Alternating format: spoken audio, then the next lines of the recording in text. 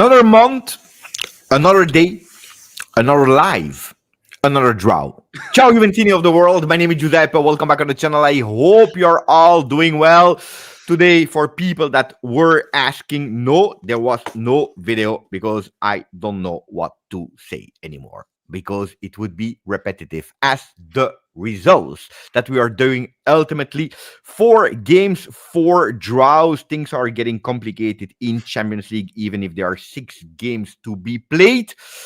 We see no progression. There are a lot of problems in this Juve that can't attack, that can't defend, that can't filter, that can't run. A Juve that can't this, that can't that, that can't that.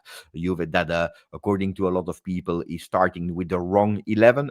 Some people are saying that the coach is at fault. Some people are blaming the individuals like co-planners, like Weston McKennie, like Jonathan David, like Andrea Cambiaso. We have so much, unfortunately, to speak about, but we will do it here on YouTube, where you can watch us live or in replay, or you can listen to us on Spotify, on Apple Podcast, where you can hear us, just audio version on Turin Giants, of course. Don't forget to visit our great friends on YouTube as well from Turin Giants, because today, again, we are here with our fantastic guests, Zach and Fred. Buonasera. Good evening, my men. How's it going, Beppe? I think Fred, we've recovered from yesterday's game, haven't we? No.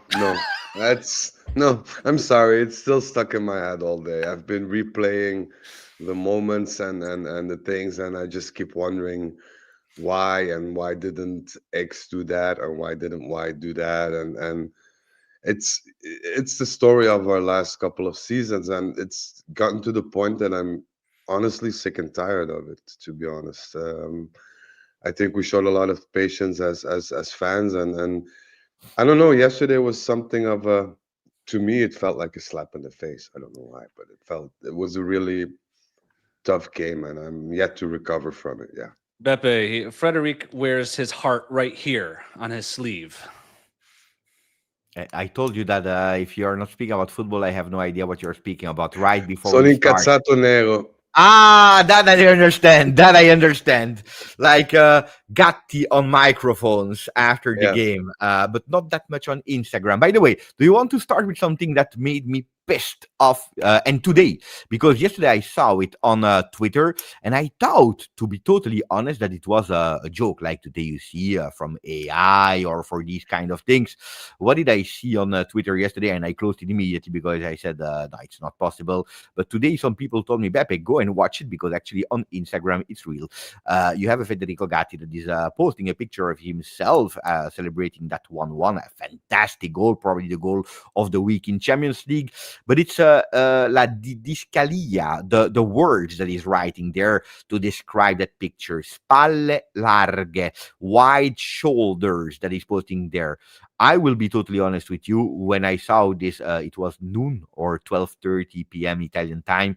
I went totally pissed off. What are you thinking about it? Am I exaggerating, or am I not understanding the meaning? Is there something that said, Beppe, stop it, just move on? Or am I right to not like the post? And you see, there is no heart, there is nothing, there is no appreciation for that post. Tell me what you feel about that. Spalle larghe from Federico Gatti. No problem with the picture celebrating a wonderful goal, right? I think you're targeting on the caption, right, Beppe? Yeah, but also the picture shows the caption, huh? Wide shoulder, because that's what it shows. I have wide shoulders. I am the man. I don't like it. I don't like it at all. I don't think it shows a level of self-awareness that you need to have, a humility that you need to have as an athlete. Gatti arguably was at fault for the last 3 goals we've conceded. And I think a team that is kind of in limbo, and we're probably going to talk a lot about that today, right? Or at least at a crossroads in terms of whether we're going to figure it out or whether we're going to fail like last year, I think needs to be a little bit more critical and self-aware about, this is not the wide shoulders moment, Federico. This is the get down and do the hard work so that you don't get embarrassed twice one-on-one in last game or twice yesterday. That's my opinion. No, but He's Zero in the chat is writing, Guy is proud that he scored. Just that. I didn't pay attention to it while he was celebrating because I don't go totally crazy. Also, the goal was so beautiful that I don't pay attention to it. And if you want to do it in the moment, in the heat, you're coming back on a 1-1 after probably you have been at mistake or at least 50% at mistake on the first goal that we concede. I can even understand it. I have absolutely no problem. I celebrated with water on my head. I took my shirt off while I was absolutely not allowed to do it. I did so many things, not yesterday, yeah, but I mean, in all the goals that I celebrated. So there are moments where you go totally crazy. So I will never blame a player on that. But if after a few hours you go and you post it with the caption spalle larghe, it means that you had the time to think again about the game and to say consciously, I will put that on Instagram. So no, it's not Guy is just proud that he scored. I don't agree with that. Before Fred, let me, of course, say hello, salute all the people that we have here in the chat. Hani is there. Mas M. Kirill. Good for him. We have 4 draws. We have Azero, Mikey that is there. We have Amat Sacco, as always, present. Prata Marrana. Nicola che ci scrive in italiano dicendo peccato che YouTube non traduce in diretta. Unfortunately, YouTube is not translating live in Italian. Mi dispiace molto, Nicola, sai che può trovarmi ogni giorno su Juventibus in italiano. Qui, se vuoi vedere i miei video, devi aspettare che sono registrati per la traduzione, però mi fa molto piacere trovarti anche qui. Ciao Mikey, Ryan, Bilal, but ciao guys, waiting on a video all day. You will wait really long because I will not record. Then I remember it's Tuesday, it's Thursday. Time to go to bed for time to get some bald takes. And speaking about bald takes, Fred, your turn. I'm gonna, just jump off the bat by saying I hate the social media type of posts as a whole.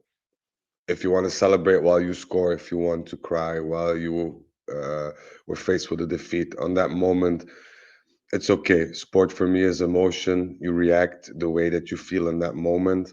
And I think that's also the beauty of the game. But like you said, coming back from what we've seen the past couple of games and then thinking about, hey, what am I going to post on Twitter or Instagram? Or please post a picture of you not jumping on that goal. Post a picture of you defending like a helpless 67-year-old man while facing, other strikers. I mean, you can do that. You can do this, in my opinion, if you have won through adversity, if you have suffered, if you've come back, if you made something of a very unfortunate situation where you and your team turn it around against all odds, if you draw against a very weak Villarreal side, you've been at fault for the last 3 goals, They were and your weak. I agree. response is to post something on X, Twitter, Instagram, whatever you want to call it, focusing on yourself, because the Spalle Larga thing is on the self. Look, you give me criticism, but look what I've done. I scored a Yeah, bicycle kick. Yeah, I'm the man. Of course, I can teach a monkey to do that too.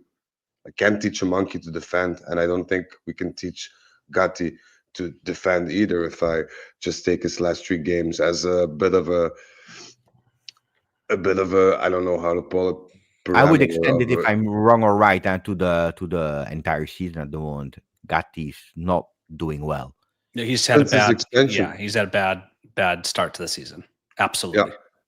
and it's okay. We're all human, but please leave the effing Twitter, Instagram post with the tough caption and the nice pictures. Leave it alone. Prove it on the field. Prove it on the training pitch.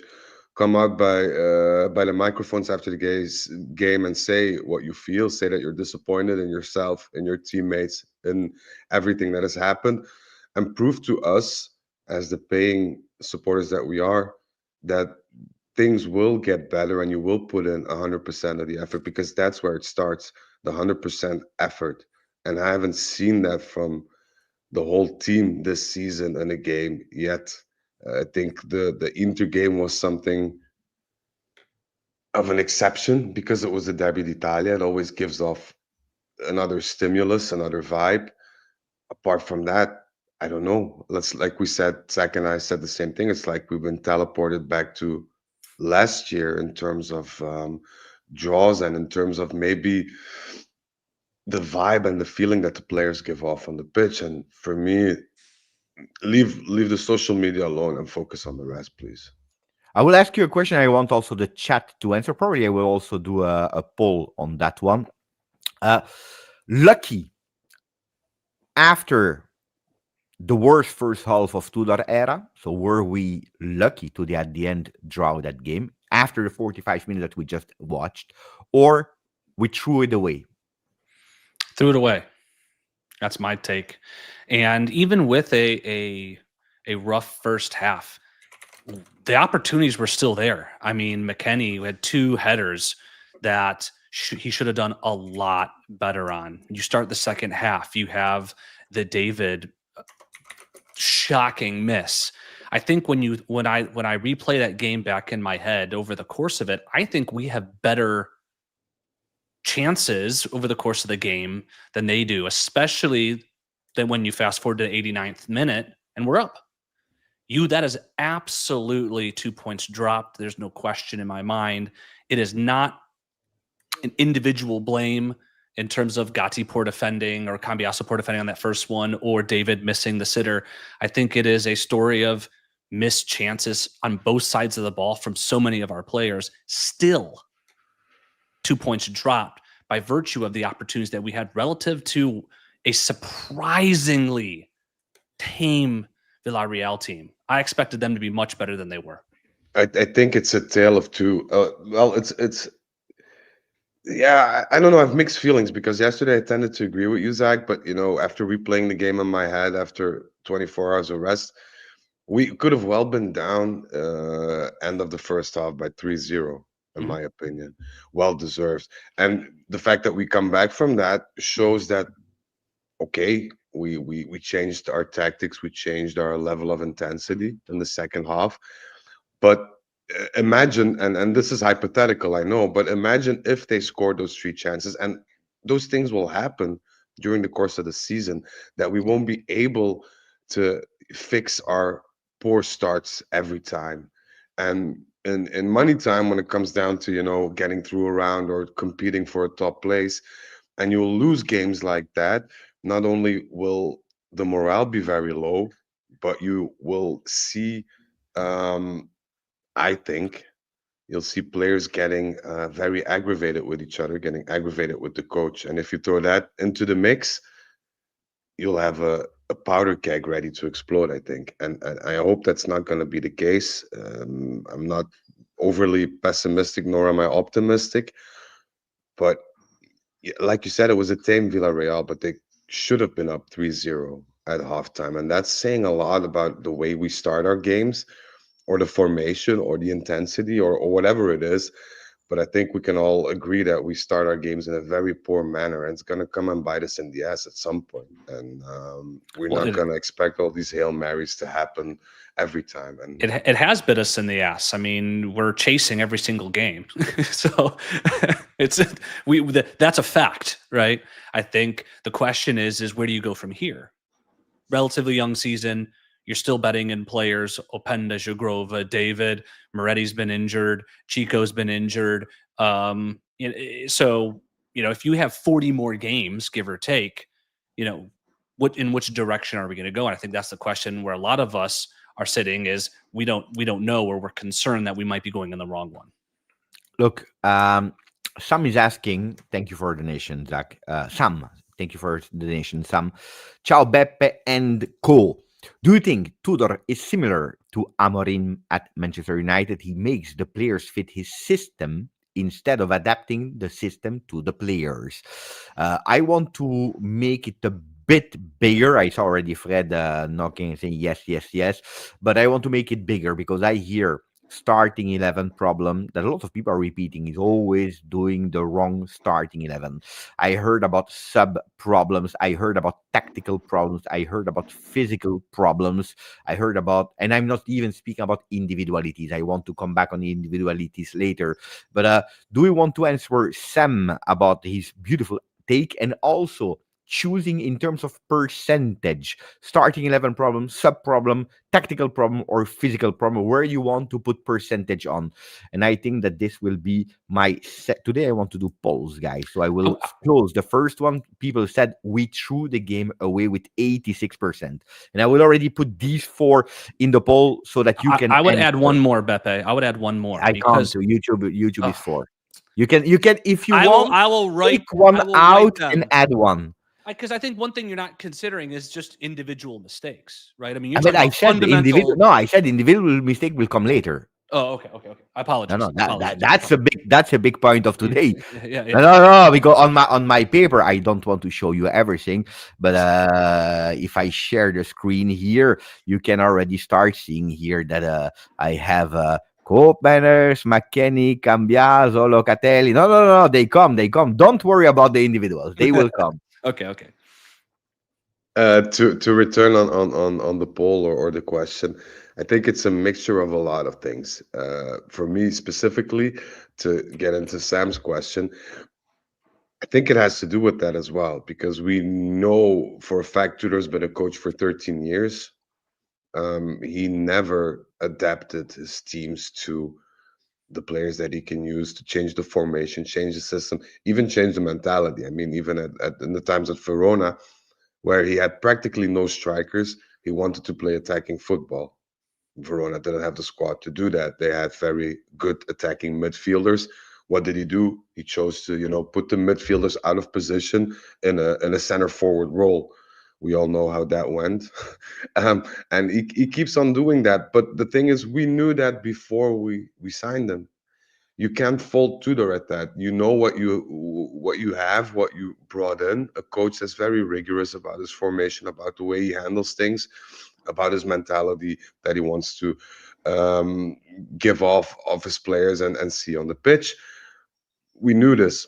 It's been the same for 13 years. The question is, did we think that he would change? Because I honestly had that feeling. I really thought that when we prolonged this contract, when he extended that, I really had this feeling that okay, they talked Comoli, everybody with Tudor, and maybe they highlighted some of the things that they weren't in agreement with, but they came to a consensus that this was a way to move forward with this Juventus. So I had some confidence, but I think the last games proved that he's not willing to do that, not willing to risk it. We had the tactical analysis by our good friend Zach yesterday, and my opinion on that too. Play the back four. Play the back four. We have a team that is literally built to play, in my opinion, a 4-3-3. Play it, try it. I mean, it's not like the end of the world. I mean, the only thing that will happen is maybe it will be better, and Tudor will have to admit that he's wrong. And I think that's another underlying issue as well. So I'm not sure, but I think Sam, you got onto something there, in my opinion. I take a different angle on this because there's two things here. Is similar to Amarin at Man U because he makes the players fit his system? Yes. Is he similar to Amarin in that Amarin's had the worst start of any coach at Man United history?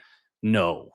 And to building on that further is you can argue till you're blue in the face that this team is better in a 4-3-3. It's irrelevant because Tudor's not going to play it. I think when you look at our performances, and I'm not going to try not to get into individuals, Beppe, to honor the upcoming topic, but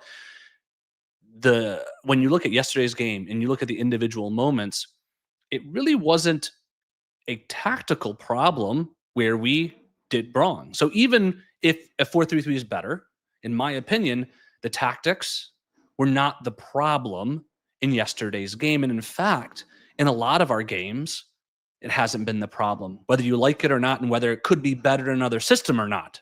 And I believe this very strongly. And so I feel like saying that this question, on one hand, from a tactical inflexibility, I agree with. I also feel like be an underhanded dig against Tudor by comparing him to the worst manager in Man United history, at least so far. To me, Amorim and Tudor are different. Then I understand the question of Sam. I understand it, and where you can see a great coach, according to me, is a coach that is ready to adapt. adapt in case of need. Of course, you have your own opinions, your own ideas of football, and of course, you want the players to adapt to it, but you need to have that mental flexibility to be able to change according to the players, the material that you have. That's one of the things why I always appreciated Max Allegri. That was a king on that one. Probably sometimes I would have loved that he was asking a bit more players to fit a certain system instead of always adapting. But that's a totally different story, and we'll speak about Allegri later when we will speak about the Milan game. Uh, what I was really disappointed yesterday, to go towards the four topics, and by the way, at the moment it's a beautiful bagarre in the poll because we have two that are coming really up on top of all the other ones, between starting 11, subs, tactical problem, and physical problem. I would take out the starting 11 immediately. According to me, it's not a problem of starting 11 because you need to take the context. The context is Conceição is not at 100%, Jegrova is not ready to start, Cabal, who was not ready to start, was not ready because we see it. Bremer cannot play every single game. Thuram was not there. Yildiz should not even have been there. You have a Vlahovic when he starts, he's doing nothing. Openda didn't do anything in the last game. So these are the players that you have until January. These are the players that you have at disposal, and you play them. What I was not happy with yesterday, and that's where I go a bit more towards that tactical part, in contradiction to you, Zach, is because you go with a starting 11 that would have made sense to me. I will show you here with the tactical pad. Would have made sense yesterday if you started to block that hypothetical 4-2-2, if you started it with reinforcing your midfield with Koopmeiners next to Locatelli, next to McKennie. I would have totally understand that one, that you are playing all your midfield at disposal because you want to be with one more man there to face a 4-4-2 of Villarreal. But you understand after 2 minutes, actually even before the game, when the predicted lineups are out, that Villarreal fooled us. Marcelino fooled us because he playing that 4-3-3 that until now in the season used only one time. And what I didn't appreciate is that it was clear that here on the left side we were suffering, but we were really suffering. Before speaking about individual, you have a Cabal that goes out because he's forced to go out. What do? We insert Joao Mario that enters, and we do exactly the same. We had, or we, Tudor didn't lecture the game. He didn't understand the game at that moment. And instead of easily switching, and that's where I join Fred, towards with the man at disposal without changing too much, instead of immediately going to this lineup, he didn't do it. He waited 45 minutes before the first change, only with men, but not even with game plan, because even in the second half, he comes back with the same way of playing, except of Conceição instead of Koopmeiners. In that first part, we didn't even play, and that's why I tell you the men were right, but we didn't play that 3-5-2 like I was thinking, but we played with Koopmeiners that was there. So tactically, to me, he didn't understand. He was not ready to be fooled. And on top of that, he was not able, during that first half, to change where it was clear that something was needed without doing three subs. I understand why you don't start Conceição. I understand why you don't start Jegrova or whatever other player that you are leaving Bremer and Thuram at home, that these are the men at disposal. But tactically, you needed to give an answer for that worst half of the Tudor era. That's what I believe. If I had to vote now, it's this one. Then on top of that, I have a million other things that I need to say, but I don't want to take the word too long. But you see a Juve that plays only when we are out, when we are suffering, when we have nothing to lose anymore. We saw it against Inter. When do we play? When we are losing 2-3. When do we play against Dortmund? When we are losing 2-4. When are we playing against Villarreal? When we are losing 1-0 in the second half. But when we were up 2-1 against Inter, we didn't play. When we were up against Verona 2 weeks ago, last week, we didn't play. When we were up against Villarreal 2-1, at a certain moment, we stopped playing. And this is something where I say, okay, it's a team that is all passion, all we go, and we have the capabilities, but probably Tudor is missing a bit of courage, bravery in the start of the game. It was a long explanation, guys. Huh? But that, in my opinion, is man management, because you have largely the same you have the same formation, just insert Conceição in the second half, dominate. And so the in my opinion, that's why I say I don't think the tactics are the problem there. It's they're not coming out with the right energy. Now, if you talk about it being a product of Tudor, I absolutely agree it is, but that's more on the man management side, the motivation side, the articulating the pathway to victory side, not again the formation as the position or yeah, his formation, the 3-4-2-1. It's how he wants them to play and what mind state they're in when he has them step on the pitch. That's, I think, a much bigger issue than the formation itself or any tactical inflexibility related to it. Ma, in all fairness, at a certain point, we were playing with 7 or 8 defenders on the pitch, And and yeah. Even Vlahovic I'm was put in to be a defender. I'm so look. I'm trying to find the reason, but I'm trying to see the master plan or whatever it is that Tudor has in his head that might or might not happen. But if we can throw in analysis, tactical, individual, and as we should, because I think that's only the way that we can dissect this game as a whole. But please, for the love of God, and like Beppe said, when we play football, we are so much better than when we all of a sudden decide not to play anymore. And we had the game in our hands, and the 80th minute we all just collectively said, "Meh." And Tudor feeds that because I have no beef against Rugani or whatever. I like Rugani. He's a player. He performs when he needs to. He never says a bad word about Juventus or anybody else. But why play him? Why play Vlahovic? Because Vlahovic That is one the was type of not a good player sub. Yeah, that was not you a good sub. you you feed with long balls or crosses into the box. You have a Jagrova who's No, lethal no. in a one-on-one. Openda. You a Panda the same, and you see that the Villarreal back line is getting tired as well. So you know that there's going to be space because Villarreal is going to come. You can take so much advantage of that with a fast technical player. You can score the three, maybe even the fourth goal in the final 10 minutes if you just keep your head and your wits about it. You don't, you choose not to. And then you come in the media and you say, well, I'm proud of my guys. Basically, it was bad luck. It wasn't. Make the choice, but stand by your choice even after the game and say, I made this choice. Maybe I was wrong. Maybe I was right. The result is what it is. But I made those choices.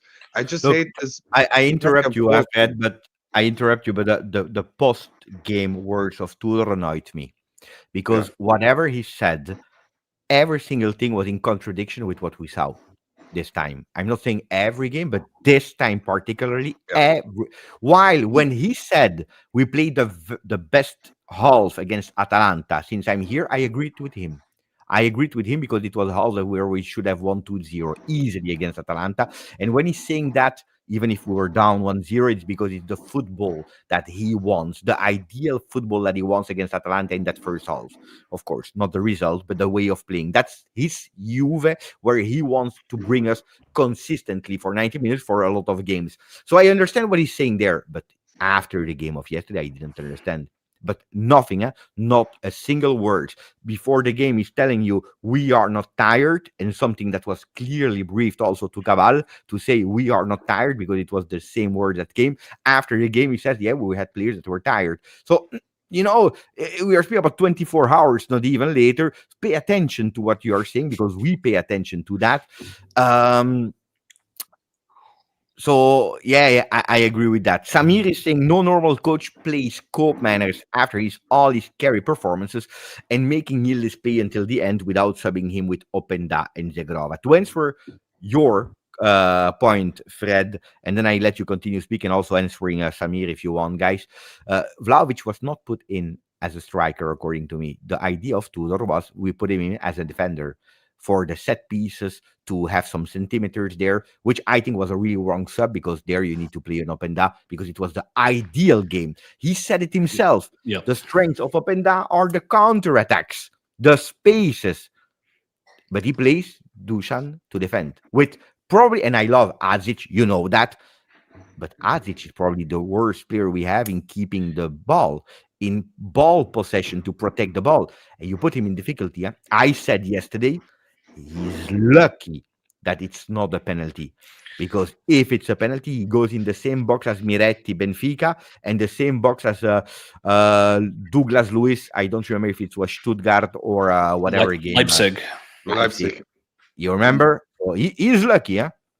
But that's also the thing, and I'm gonna leave the word to Zach. We were talking about it yesterday, and we agreed that Tudor doesn't make the players better. But yesterday, he put a lot of his players in an awkward position in terms of where we placed them, not only on the pitch, but you put Vlahovic there, he can't do anything attackingly, which people are gonna hate because it's Vlahovic. I think Vlahovic is used to it, but you do the same with Cabal. Cabal wasn't ready. He puts him there. Kenan was tired. You could tell from the beginning. You still put him there. You have Koopmeiners also, who is just not who's not gonna be in shape in this system. Let's be honest here, but that's another discussion.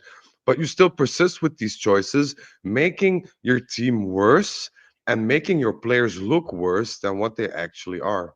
And to me, that's a very big mistake. And now I'm gonna shut up and let my friend Zach do the talking. No, I think the evidence. I think I wouldn't go say making them worse or something, but I think there's a concrete lack of cohesion or understanding between the players. I mean, in the first half, I wrote it down in my notes. You had McKennie twice, Jonathan David, Koopmeiners 3 times, and João Mario in the final third. Sorry, McKennie played? Yeah, with his 50% passing accuracy. Yeah, but in the first half, they all that's 7 instances where they just passed the ball right out of bounds or directly to the other team. It just was like mind-boggling that they were so on a different page with somebody else or so not unaware of who was going on around them that like the only conclusion I can get is like they're not working on this on the training ground. Like you don't get it that wrong without being confused. And I think, I wouldn't say that Tudor's making them worse, but there's clearly something that they're not getting from him when they get into those positions. And you talk about a bad half. Well, 7 opportunities in the final third where you can't connect a simple pass and you cough it up to the other team, either to counterattack or to just build up. Like you're shooting yourself in the foot. That's not the other team being great. That's you just being bad. And that's so depressing. I closed the poll. Who won according to you? Don't cheat, huh? You cheat. No, I don't. Where's the poll? I can't even know where the poll is. Okay. Last one, the subs. So it's not a problem of sub according to the people that voted. Third last position is physical problem. Starting 11, 28%. Tactical problem, 46%. One. Humbly disagree with the crowd, but that's okay. We'll get through it together. Sosi Maxos, we don't, thank you, my friend. We don't have the quality in the midfield or backline, plus not enough winners, leaders in this team. Do we want to open the individualities topic? Unfortunately, yes. Yesterday, usually we say we play with 10. Yesterday we played with even less than 10. Oh, my friend, guys, at a certain moment, there is really something that made me so angry is that triangle, the triangle of the Bermuda. You have Turn Koopmeiners, Weston McKennie, and Cambiaso. One pass was worse than the other to the 3 of them, making actually even more difficult for the receptor to control the ball and to pass it back. And when they did it, it was even worse. And then they don't control the ball. They put it out. It's basic football, basic skills of players. We are speaking about McKennie with 183, 84, 87, I don't know. Games with Juve. We are speaking about one that was in talk with Manchester City that is playing with La Nazionale Italiana. We are speaking about Koopmeiners that was in the best midfielders ever in Serie A. I understand blaming Tudor, and Tudor has his percentage of responsibilities, but this is something that is not on the coach, and we must speak about it. So I understand when Max Sosi is speaking about quality. I would not say only in the midfield, but I understand when a lot of the chat are saying also pay attention, Beppe, because it's not only the coach. The coach can put 11 players, but if they disappear and if they also make it worse, it starts to be difficult. Who was, let's not put Cope. Cope is a trendy name. Except of Cope, who was the worst one yesterday? I'm asking you in the chat as well. Cambiaso. I can't blame McKennie because I don't like McKennie as a player. I like him as a person, and he's always you can put him even as the kit guy to press the shirts before the game, and he'll still say I'll do it and he'll try his best. He hasn't played a lot this season, so to put him in from minute one after having less than next to no minutes to me is I don't understand it. So it was to be expected that he would flop.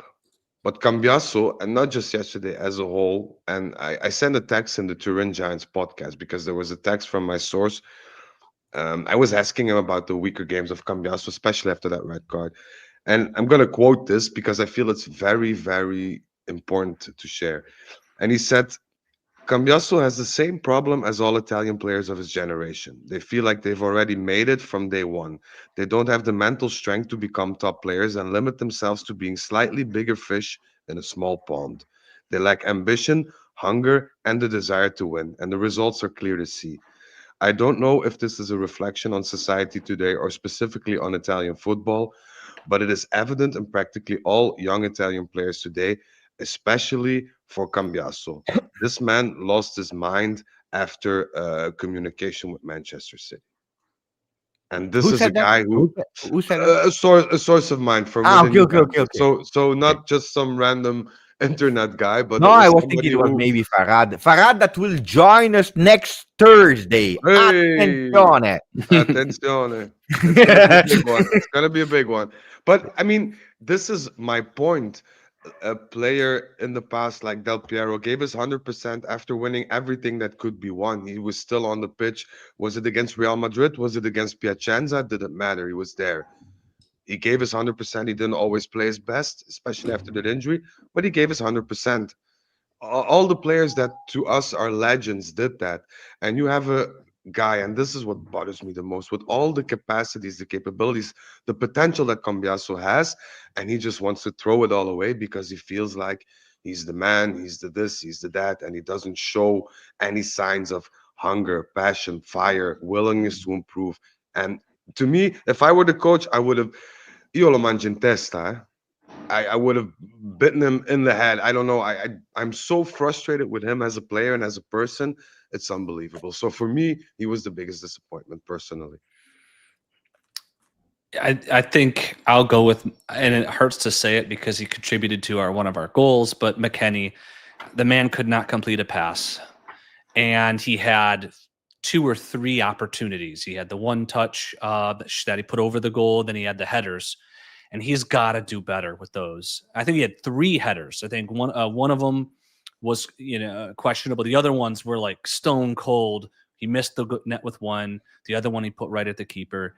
You got to do better. If you don't have your touch, that's fine. We all have bad games, but he had the opportunity to make up for it in other ways, and he just could not put it together. And I recognize it's hard to come off the bench and be cold, but that's the job you're paid to do. And he had those positions. I mean, it's like you can criticize David for missing the sitter, and rightfully so. But Kenny had like four chances, not just one. And and you forgive one maybe, but he had his opportunities and he did not take advantage of them.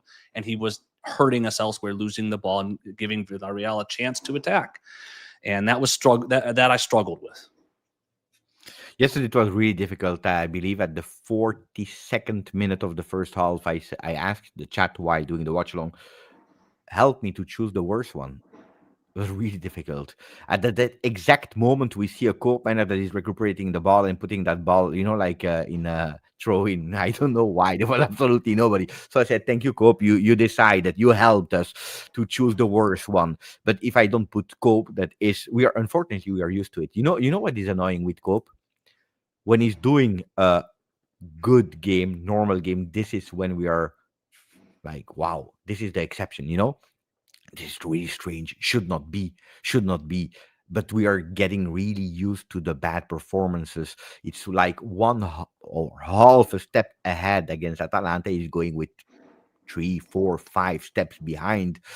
Yesterday was really a disaster. But I would vote for Cambiaso because Cope. You can even blame it on the mental. The shirt that is too heavy, the fear of missing something. It's really mental. It. But Cambiaso has zero excuses. Zero excuses. He was bad, but you see it also from the first minute that he's on the pitch. You see that he's not there. He's absolutely not there for the quality that he has, for everything that it's really, really bad. So Cambiaso, really bad. You know what was shocking as well to me, guys, is that at a certain moment, there is someone in the chat is saying, yeah, but McKennie, it's not his fault because he's out of position. I was really surprised because I said, guys, uh, okay, we are used to see him in a lot of position, but that should be his His position. natural So, position. so, Yeah. but this is also a problem with Western McKennie, because in the last 2 years, can we say, we never saw him on the same position. I think that also for him, at a certain moment, it's difficult to every time adapt to something new. But yesterday was a disaster performance as well. Really, really disaster performance from him. Unfortunately, other ones, because these are, I believe, if we need to put the three words, can we say Cope, McKennie, Cambiaso? And then we go towards the other We ones, can the make the one in list even orange longer, I zone. think. Yeah. Yeah, Eric I wants to put make the them list really long. I've put them in the red zone, in Yeah, the yeah, yeah, Yeah. Castellino yeah, yeah, Rossa. yeah, But Yeah. if yeah. we go towards orange, or maybe you want to add someone, maybe I have a few in orange, I of mean, course. you Yeah. don't want to kick a guy when he's down. Cabal with his being injured again and everything. I mean, he was horrible when he was out there. And you don't want to kick him while he's down, but I think it's fair to say that he wasn't ready and he was just absolutely exposed for the time he was on the pitch, which Yesterday, I is thought that the little game against Jagrova. that's literally what I texted our Yeah. group too. Yeah. The same Yeah. thing all over again. True. Which is tough, which is really tough to see. And he's of course going to spend some more time on in J Medical, but he was horrible. I mean, even putting both of your worst player Cambiaso on the left, we were instantly a little bit more secure on that side. Mm, That goal Gatti. comes from Well, the Cambiaso goal, well, as well, well. the goal As well. was a combination effort of horror between Cambiaso and Gatti. I'm like, guys, I don't understand it. The player is going between between Cambiaso and Gatti. He's running. They are both physical. Nobody's going toward him. The player falls on the ground. He doesn't complain. He's not looking for a penalty. He gets up immediately and he has the lucidity, being clear minded, to unmark himself from both being totally isolated. It's crazy how fast he reacted. Bam, bam, bam. And we are sleepy. Yesterday, they made me pissed off yesterday. Yeah. But Yes. Pissed the off. Yeah. I have the same. Yeah. but And the list. Yeah. Sorry, Zach. Go ahead. I think this comes back to what I wanted to say before when we were talking about problems with this team. When you go look back at almost all the goals we concede, 2 out of the 3 against Inter were terrible individual mistakes, midfield being out of position.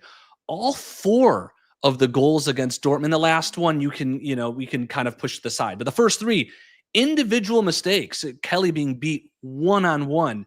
Nobody marking Bench at the top of the box. When you talk about the goal against Atalanta, we're going to skip Verona for obvious reasons.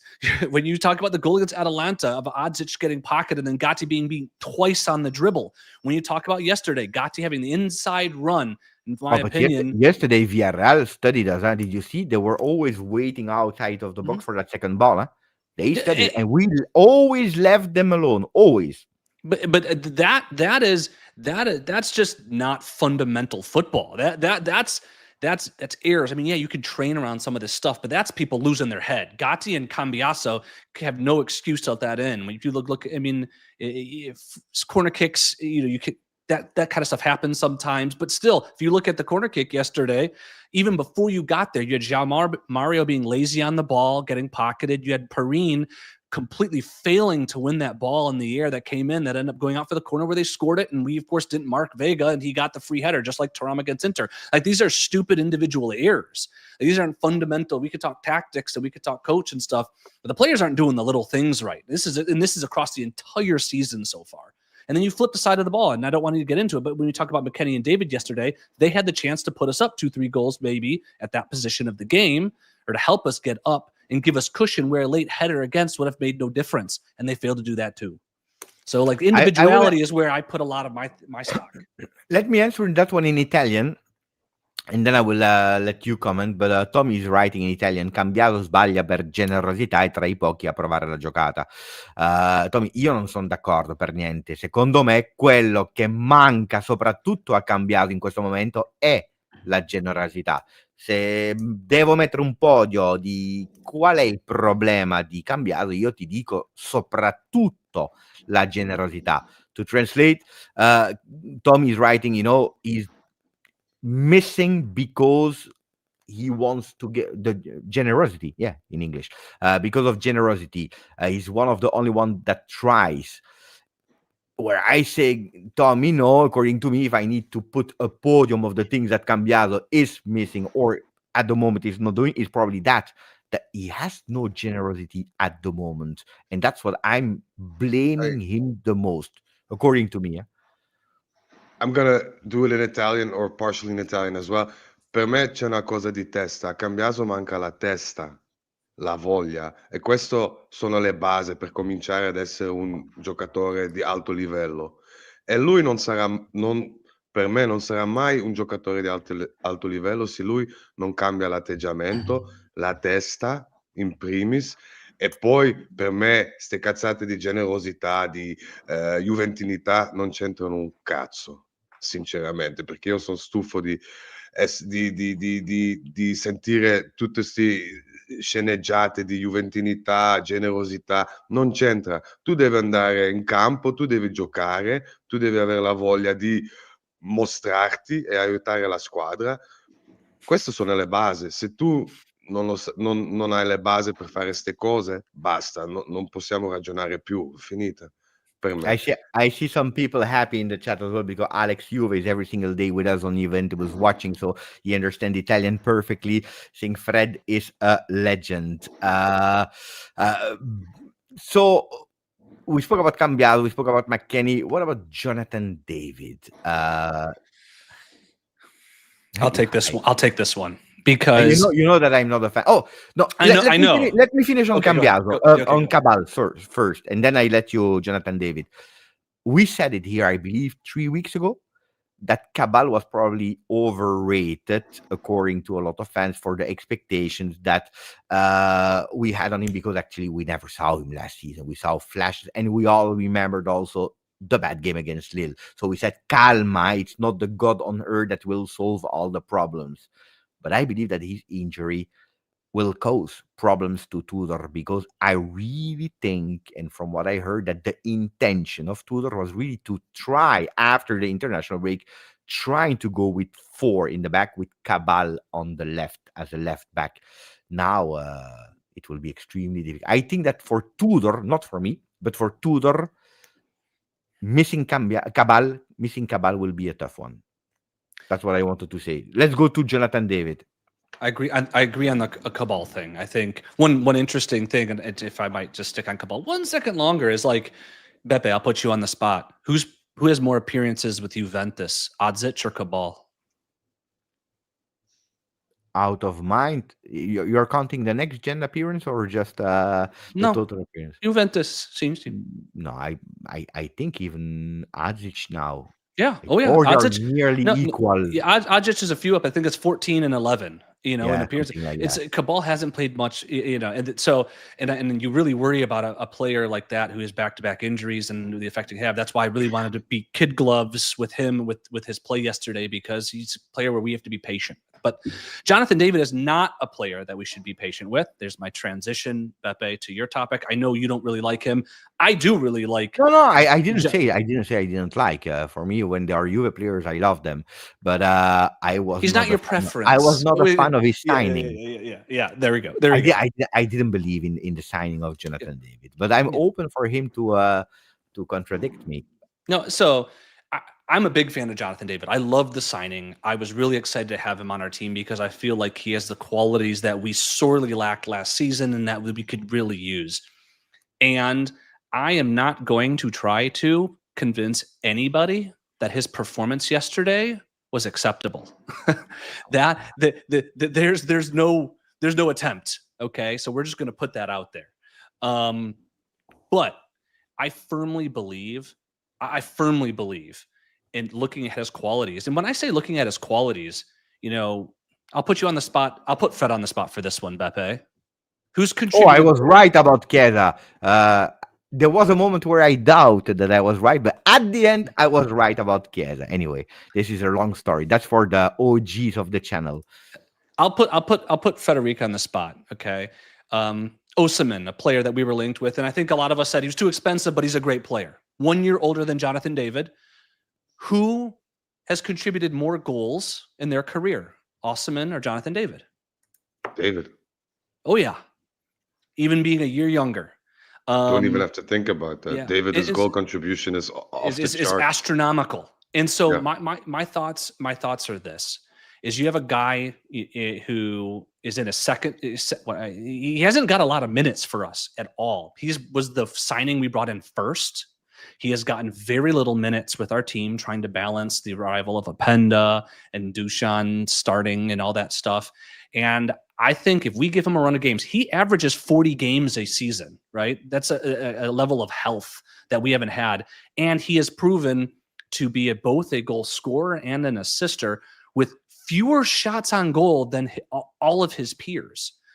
His track record, and you might say, okay, the French league and so on and so forth, but his track record in contributing, like in the winning goal last year for a little over Real Madrid and scoring against us and so forth, I feel is not impeachable, inimpeachable, whatever the right word is there.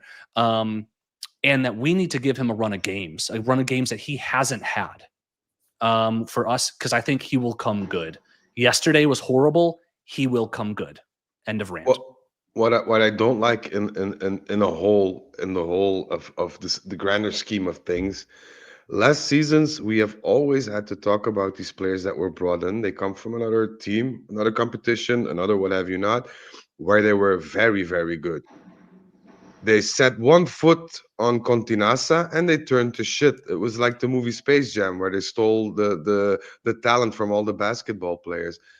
I mean, what there has to be. I mean, it's not a question of unlucky lucky anymore. Douglas Luiz on paper, a hell of a player, didn't do anything. Koopmeiners, same, I think. Jonathan David, the as you say, all those ratings, all the things, the numbers are off the charts. He's somebody who scores, who gives assists. Same. Um, what are we doing wrong? Because this is not a coincidence anymore, and we can talk about these players individually, but No, no, no. You're all the right. other, you know, This I'm going crazy. We can buy literally Haaland, Mbappe. We can regenerate, clone Iniesta and Pirlo back, and we still turn them to shit. I Yeah, feel I don't have I faith would not in that say it with anymore. the So I would not say it with these words, but it's the same. I ask yeah, literally the same questions today. I'm asking to everyone. I'm asking to everyone that I see that how is it possible that we are turning good player, even if I'm not the big fan of Jonathan David performances in the past, but he was good. He was good. It's not a bad player. Openda to me makes totally no sense to bring him in Serie A, but he's a good player. He's a player that I loved to watch playing, not in Serie A. But how is it possible? All of them, all of them. The only one that are succeeding is probably the one that you are not expecting to do well. The one that there is absolutely no pressure on them. They come, the underrated, players. They succeed. Yeah, succeed. They do okay. The other ones are all flopping. This is a huge, huge, big problem. Look at Nico Gonzalez at Atletico Madrid, and don't tell me, but at Juve, the shirt weight. I understand that, but Atletico Madrid is not it's not Boogie Bonesy. voilà. It's not Sassuolo, huh? So Atletico Madrid is Atletico Madrid. If you ever been in the Vanda Nara Stadium, it's a huge one. Huh? You have a lot of pressure there as well. Playing for Simeone is not easy. You see it, but it's not the only one. Huh? A lot of the big players. We are playing against Milan on Sunday. Milan that won against Napoli. Milan that has an entire week to rest. Rabiot that wants to come. I don't think that Rabiot will. No, I don't think that Rabiot will celebrate as much as Renato Vega yesterday. I think he would celebrate. I think he would, but maybe not as much as Renato Vega yesterday. But a Rabiot that wants to do well, an Allegri that wants to do well, but also the other players want to do well. Modric, probably the only time that, probably the last time that he will play in the Allianz Stadium. They are in good vibes. If we say that the chat voted that tactically that was our biggest problem until now, with I believe 41% said that. Well, on the other side, you have probably one that is a master of tactics, that loves this chess game, that is Max Allegri. How confident, how depressed, how scared are you? Do you have any confidence? Is there a chance? And then, how can we win it? Because a game of football is a game of football. So, how can we win it? There's never any fear, first and foremost. But when I look at the tactical I'm situation, scared, I tell you. I'm no scared. fear, no fear, no fear. But when you look at the tactical matchup, how the teams want to play, Tudor wants to be vertical, but with vertical, we've seen how loose that can mean us. That can leave us in transition against a well-organized team who wants to counterattack. It almost falls nicely into AC Milan's style of play when you talk about it that way. And for that perspective, I think we have to respect how they want to play, and I think we need to be smart with how we situate our team with the personnel that we have in order to leave us out, to protect ourselves against that inevitable clash, that tactical clash.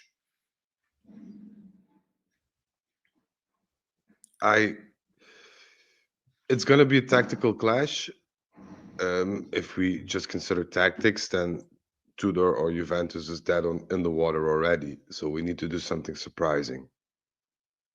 That's the only chance that I see that if we can pull a good result off, if we surprise Milan and Allegri, and we well we caught them off guard, so to speak.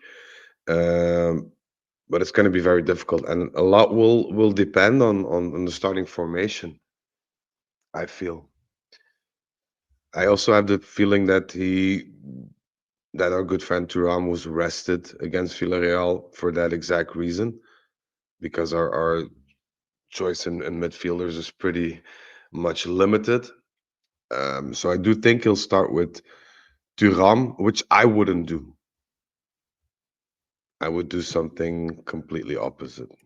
I Yeah, would give me either your crazy lineup, Fred, helped by Zach to play against Milan. Not the um, one that you think, the one that you want, because you the told one us that I we need a want. surprise. The one that I want is in goal Di Gregorio. Backline of Wait, you four. wait. What do you do with Frederic? You want Di Gregorio in goal? What happened? I think this is one of the games that Di Gregorio will be good at, because Milan is not the kind of team that scores a lot of goals on set pieces. Milan this season is a counterattacking team Mm-hmm. who has more probability of scoring out of open field play rather than a set piece. And I think Di Gregorio saving shots or not intervening in the goalkeeper box is better for him or more suited for him. So that's why my choice goes to Di Gregorio. And I would start, of course. We can't select a ball, but I'd start with Kelly, Gatti. I don't know what the situation with Bremer is, but I assume he'll be match fit. So I put Bremer centrally as well, and I put McKennie right back, right wing back,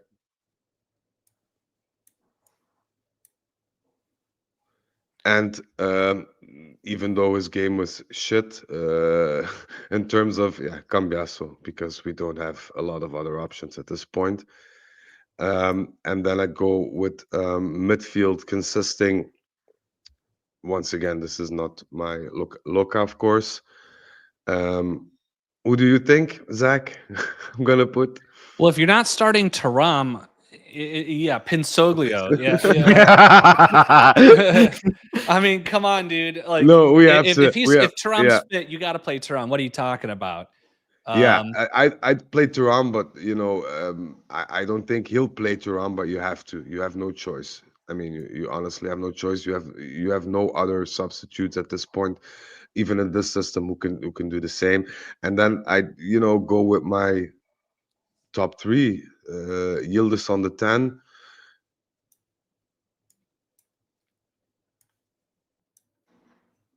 And then I Zegrova and Jonathan David.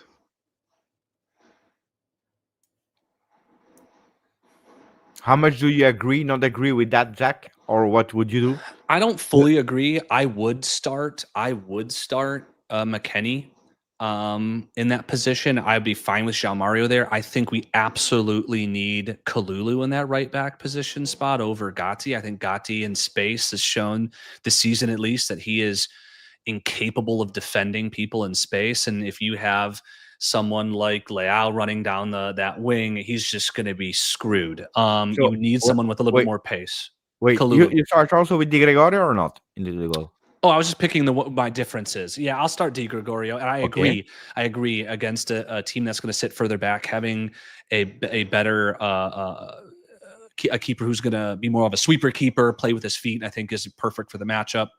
I would keep Kelly. I'd bring Bremer if he's fit, and I put Kalulu over Gatti. I think that one is a no-brainer, in my opinion, considering how Milan want to play in space. I was going to start McKennie as sort of an over-under defender on Leao, and which is fine. João Mario, I think you could play him in this game as well. I think his ability to work in tight spaces will help break Milan down, and he could chase back to be, again, what I would describe as over-under defending with Kalulu to double Leao. Locatelli, Thuram, Cambiaso, Yildiz, no change. David, I think, absolutely has to start. And what I'm wondering is the fitness level of Conceição. If Conceição is fit, especially if we're playing McKennie, I start Conceição. If Conceição is not fit, I don't think Zagrova should start just yet. And so then I would do something super fun. I would put David in the 10 and start Vlahovic. Because I could easily see the game devolve into a crossfest. And the only player on our team who's good in the air is, at least in the attacking front, is Vlahovic. And so if Zagrova, if Conceição's not fit, I would actually go David Vlahovic. Okay. And the thing is, Conceição, I don't know if you reported that yesterday, Beppe, but Conceição after the game was with a lot of ice packs around this ankle. I didn't do the video, so I didn't speak about it. But yeah, I heard that.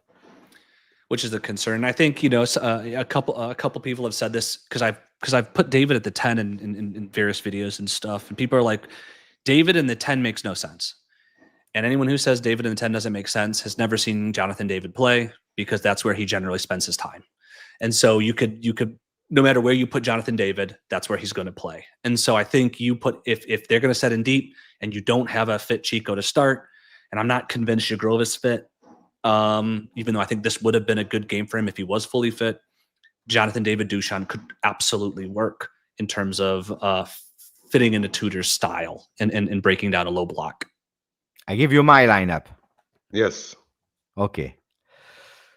Uno, Di Gregorio into the goal. I put Kalulu. I put Gatti. I put Kelly. And here is my surprise that nobody is expecting. Bim! Not even Kostic. Kostic is expecting it. No, nobody is expecting. No, I put Kostic. Why?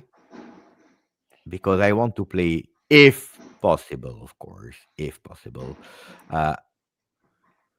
Loca here. I would play Thuram here. I would play, for the same reasons as you, a Weston McKennie here. And I would go, and I don't care what he prefers or not, but I would start with, where is he? There is one thing that I agree 100%. Now you have chosen David, play David. That's my lineup to surprise Milan.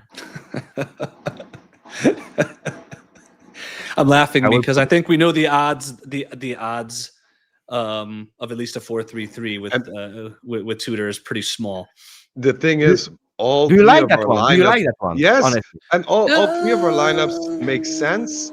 And there's no way in hell that Tudor is going to pick something that's even remotely close to what we've just scribbled on this board. And this is, for me, already a thing to be frustrated about, because they all make sense. They're balanced. They're thought out. Of course, in the game, it can move differently, and you will be able to change players, or adapt positions, or whatever what you have to do as a coach, but they make sense. And it bothers me so much that our coach, who gets paid to make sense prior to a game, is unsuccessful in making sense. So I think this is a very good. The only question I have, Beppe, with not so much with Kostic as a player or his capabilities, um, I think at the back as a whole, we're a bit too exposed in terms of these are the type of players that if you have somebody creative playing against them, like a Modric, who loves the through balls and the feints and whatever, um, I don't know. But will we miss Bremer? Will Bremer be out? Will he be in?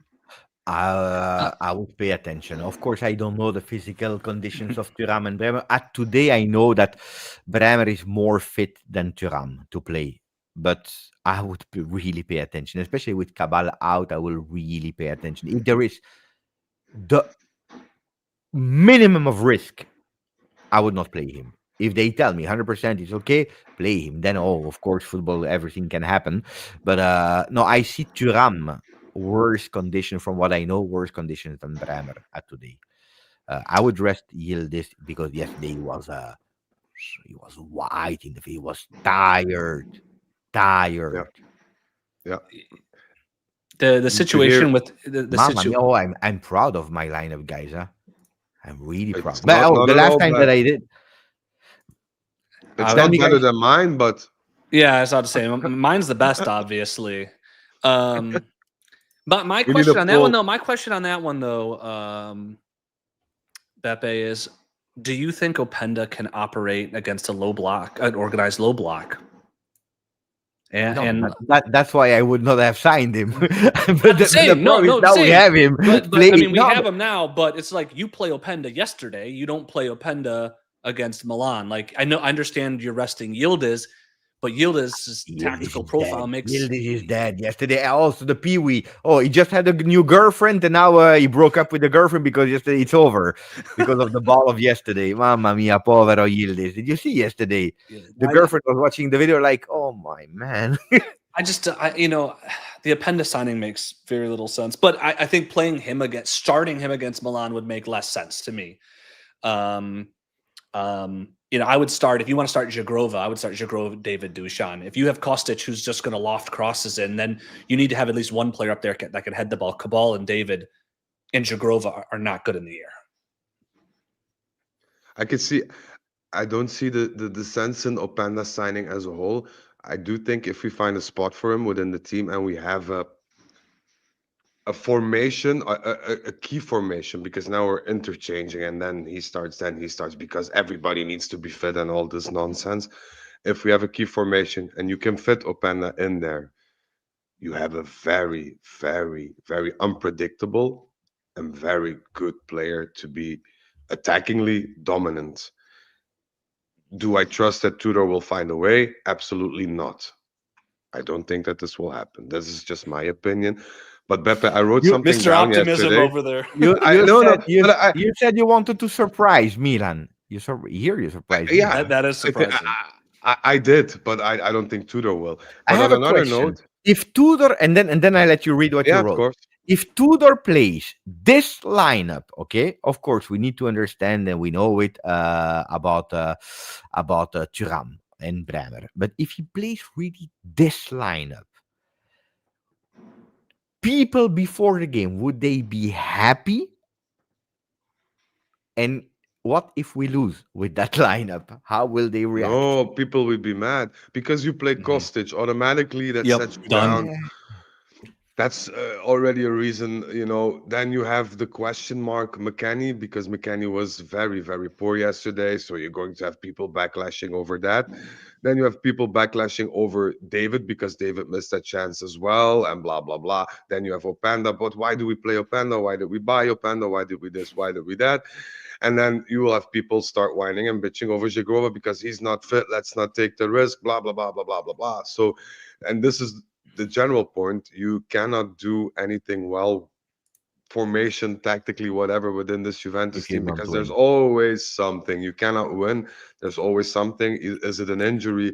Is it the mental state of a player? Is it the formation? Is it I'll take a uh, different. I'll take a different tack than Frederic. I think Well, for me, I'm so proud about my lineup. I saved it and I called it surprise lineup ugh, versus Milan. send it? I think Ego I think you're setting point yourself Tudor on a little at heartbreak, Beppe. Juventus.com. Yeah, But yeah. I will do it. but it comes down to how they play. Like we all knew that how Tudor wants to play, and Tudor for a lot of these players has had 10 games last season, the Club World Cup all summer, and the games this year to get them to figure out how he wants to play in a 3-4-2-1. You then switch it up, even if we say that and we agree with and stipulate to a 4-3-3 being better for this team.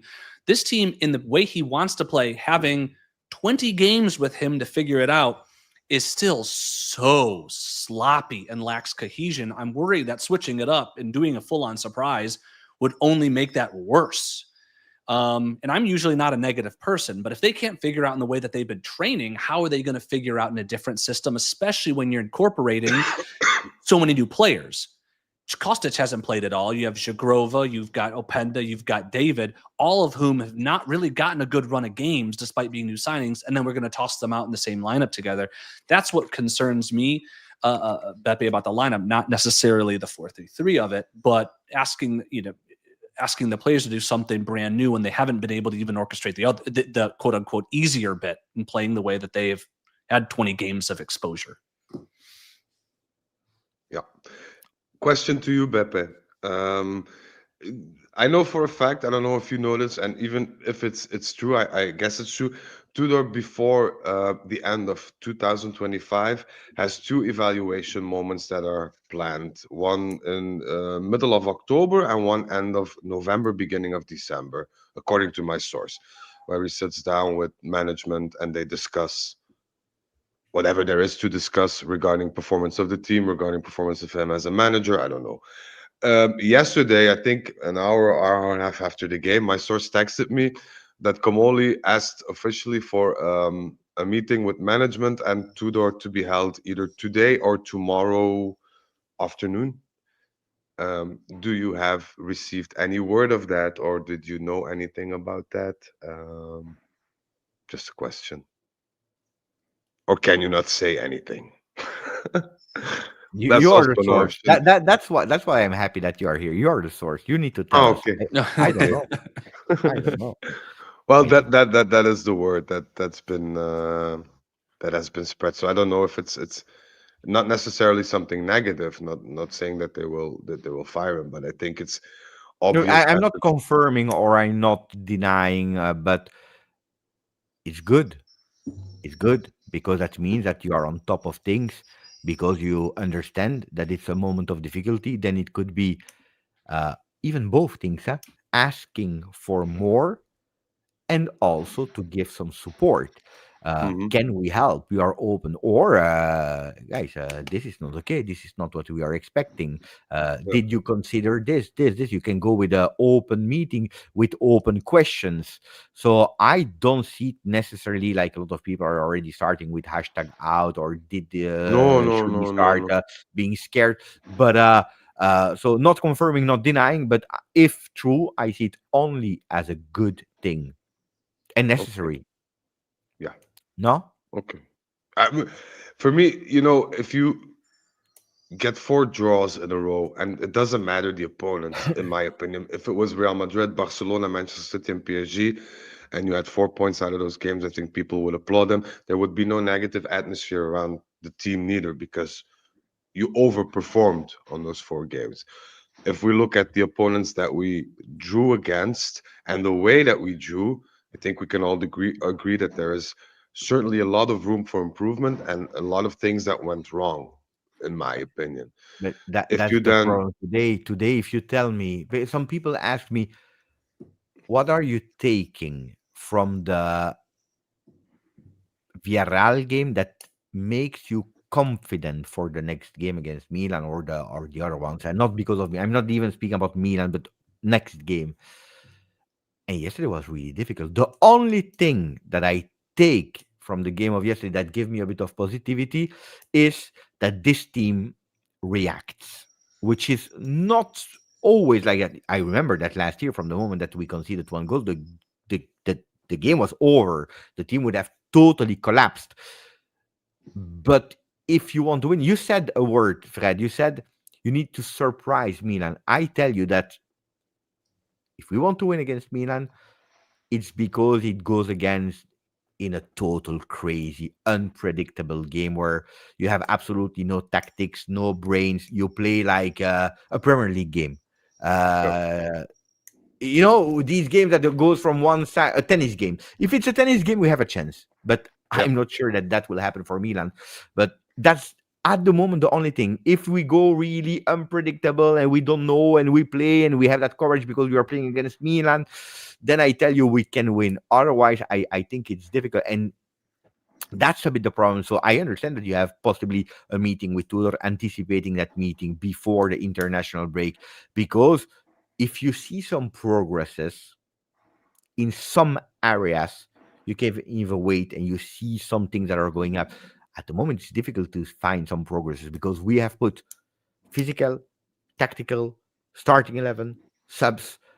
You have a lot of things in our list that we didn't see improvements on. That it's against Verona or that it's against a Dortmund or a Villarreal. Um, it's tough. And I'm not a hashtag out person. Far no, from me me. I'm neither. 40. I was one, but during what I was the only one on Turin Giants. Let me paint a picture. I think it was around November, December, Zach, correct me if I'm wrong, when I was Probably earlier than that. It was just yeah, I like was saying immediately. this is not gonna last. I can, and I don't have a crystal ball, but you can see the momentum, and you could see. I couldn't see things changing, and unfortunately, I was right because I was hoping all along. There was even a point where I started believing in the Scudetto. That was one of my most down periods ever, but I see the same thing happening now, and I'm not saying Mota out or get somebody else, or because that's nonsense because you can't every season switch two, three coaches. It means that you lack vision, that you lack Mm. determination, of course. But on the other hand, if you keep investing in players, if you keep trying to, turn the thing around, but it doesn't work, then the questions you need to ask yourself is. is the structure above the coach Mm. where it should be, which it is not at the moment. We still have a technical director we haven't appointed yet. We have our good friend Burgess, who still hasn't officially signed after 2 weeks, where he said he's coming to Juventus, but we One week, haven't one seen week, one 1 week. week, one Sorry, week. 1 week. Yeah, true, Calma. but still, it's a long time because paper issues and whatnot. So there are a lot of things that need to change. But as I said, you have to, and this is what scares me the most. Comoli was not pro Tudor before they contracted him for this season and the next. Tudor was kind of a last resort kind of thing because Look, everybody can I knows. interrupt you? Because we Sure. have two questions that I want to close with. Okay. These two questions, Okay. and then we close the live. Because you are already partially answering Oh, sorry. the Sam, the one of Sam, and then I want to give Zach the one of Zaki Warfa. So you were partially already. So there is no clear long-term project behind Tudor. Juve sees him as an interim manager still, which doesn't help his confidence. So you were saying he was not the preferred one of Comoli. So continue, and at least you are Yeah. answering Sam. Yeah, Sam, I feel, and to everybody in the chat who's watching, I feel that there is not as much confidence in Tudor as there should be. I agree with that. But I do think that he was From given the management or chance. first from fans?